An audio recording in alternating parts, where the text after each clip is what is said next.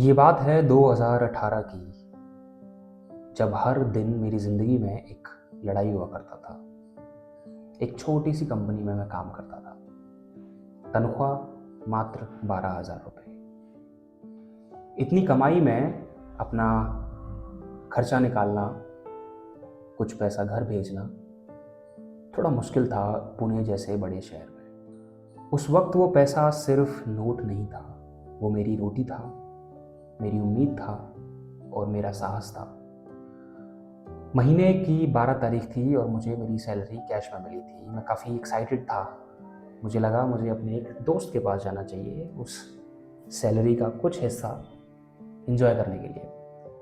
मैंने जल्दी से अपनी शिफ्ट ख़त्म करी और अपनी एक बाइक पर मैं निकल गया अपने दोस्त के घर की तरफ। मेरी जो ये बाइक थी ये थोड़ी ख़राब थी, थोड़ा धक्का देना पड़ता था चलाने के लिए। लगभग 3 किलोमीटर चलने के बाद मुझे याद आया कि मुझे अपनी बाइक में तेल भी भरवाना है। तो मैंने गाड़ी एक पेट्रोल पंप के किनारे लगाई और अपनी बाइक में पेट्रोल भरवाने लगा। पेट्रोल भराने के बाद मैंने अपनी बाइक को स्टार्ट करने की कोशिश तो करी, मगर इस बार फिर बाइक मुझे धोखा दे गई।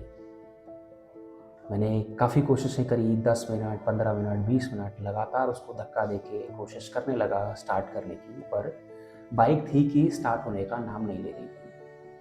मेरा सर पसीने से पूरा तर हो चुका था, मैं पूरा थक चुका था। आसपास के लोग भी मुझे देखकर मेरी मदद के लिए सामने आने की कोशिश कर रहे थे, लेकिन मैं खुद मना कर दे रहा था। अंत में करीब 35 मिनट बाद मेरी बाइक ने एक आवाज़ लगाई और वो चालू हो गई।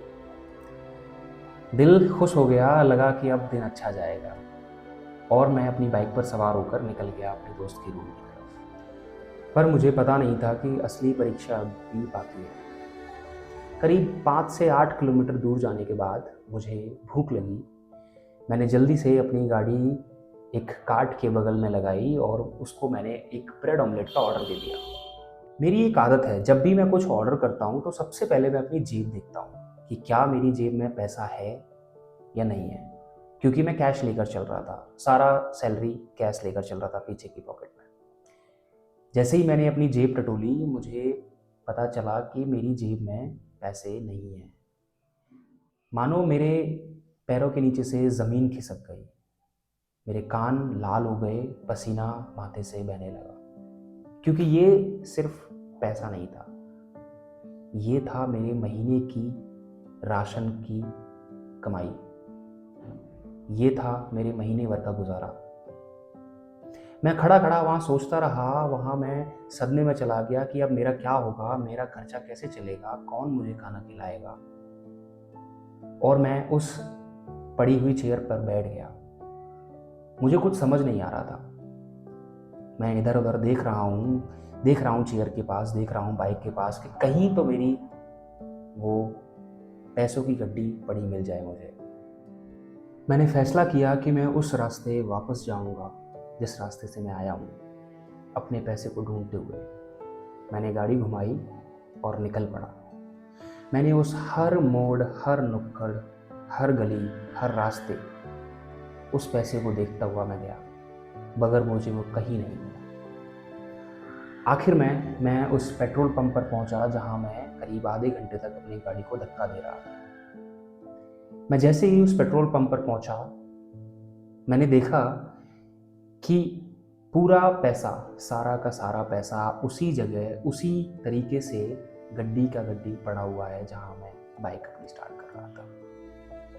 और उसके साइड में मैं देख रहा हूं कि लोग वहां से निकल रहे हैं। ये कोई मामूली पेट्रोल पंप नहीं था, ये उस शहर का एक काफ़ी बड़ा पेट्रोल पंप था जो कि शहर के मुख्य रास्ते से जुड़ा हुआ था।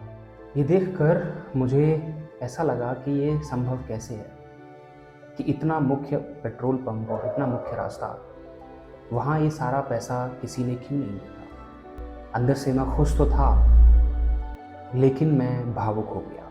मेरी आंखों से आंसू चलने लगे और मैं सोचने लगा कि कितना भाग्यशाली हूँ मैं कि मुझे मेरा खोया हुआ पैसा वापस मिल गया। उस दिन मुझे एक बहुत बड़ी सीख मिली। हम अक्सर सोचते हैं जब हमसे हमारी कोई चीज़ खो जाती है कि वो हमारी थी।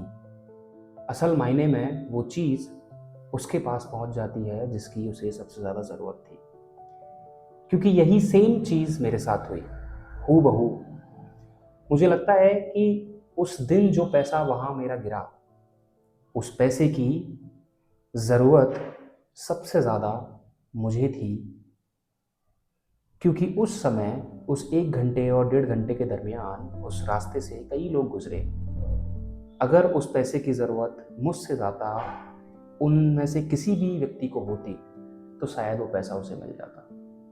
अगर उस पैसे की ज़रूरत मुझे सबसे ज़्यादा थी, इसलिए वो पैसा ना मुझे केवल मिला, बट मुझे एक ज़िंदगी भर के लिए सीख देकर चला गया कि जो आपका है वो आप तक पहुंच जाएगा, आप ही का रहेगा, भले ही खुले में क्यों ना पड़ा हो। मगर जो आपका नहीं है उसे आप कितना भी बांध कर रखिए, वो खो जाएगा और वो वहाँ पहुँच जाएगा जहाँ उसकी सबसे ज़्यादा ज़रूरत है। धन्यवाद।